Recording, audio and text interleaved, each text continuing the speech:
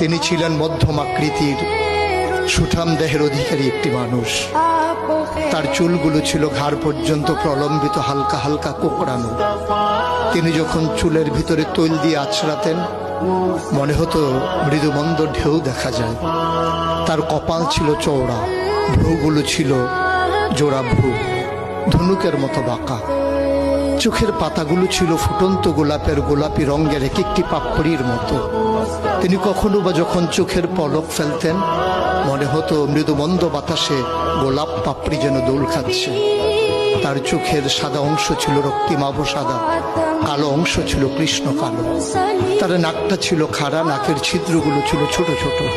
নাকের নিচে ছিল সরু চিকন গোঁফ, গোঁফের নিচেই সেই গোলাপি রঙের ঠোঁট।